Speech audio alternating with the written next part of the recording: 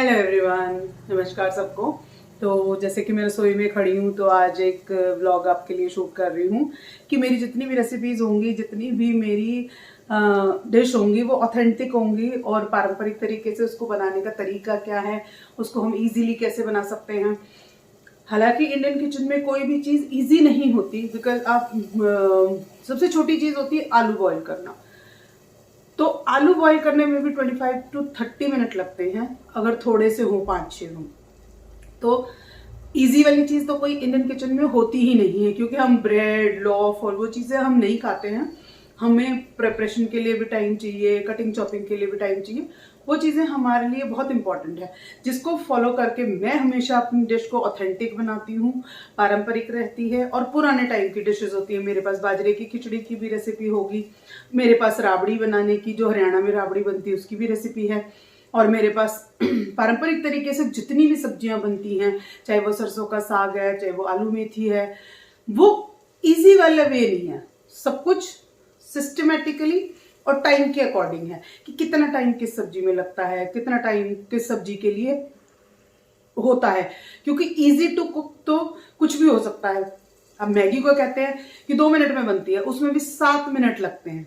अगर आप देखेंगे और टाइम काउंट करेंगे कि पानी ऐड किया, फिर वो पानी गर्म किया, उसमें मसाला मिलाया और मैगी डाली, तो उसमें भी 7 मिनट लगते हैं, उसमें भी 2 मिनट नहीं लगते हैं। तो कहने की बात ये छोटे से ब्लॉग में मेरे कि आप जितनी भी मेरी वीडियोस देखेंगे तो प्लीज़ मुझे सपोर्ट करिए, मुझे ज़्यादा से ज़्यादा लाइक शेयर करिए, और मैं आपके लिए अच्छी अच्छी डिशेज ऐसे ही लाती रहूँगी और छोटे छोटे व्लॉग्स आपकी इन्फॉर्मेशन के लिए बनाती रहूँगी।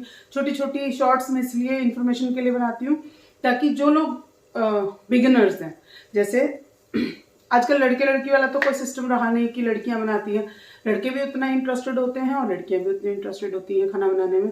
तो जिसका इंटरेस्ट है उसको पूरी इन्फॉर्मेशन देना, उसके बारे में जानकारी देना, वो चीज़ बहुत ज़रूरी है हमारे लिए।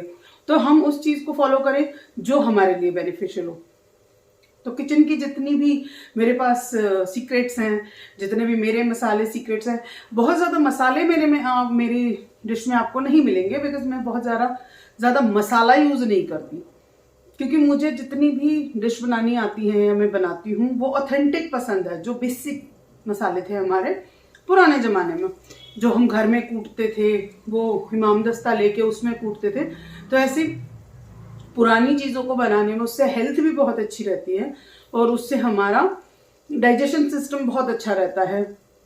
हमें पुरानी मसाले, हमारे खड़े मसाले हैं, जैसे तेज पत्ता है, दालचीनी है, कितनी चीज़ें ऐसी हैं कि जो आज फॉरेनर्स यूज़ कर रहे हैं, बाहर के देशों में वो चीज़ें यूज़ हो रही हैं क्योंकि वो उनकी हेल्थ के लिए बहुत अच्छी है और हमने वो चीज़ें छोड़ दी हैं। तो सबसे बड़ी बात यह है कि हमें उन चीज़ों को अपनी किचन में वापस लेके आना है। ठीक है, सारी वेस्टर्न डिशेस भी, पूरे हर स्टेट का कुजीन अलग है, हर कंट्री का कुजीन अलग है।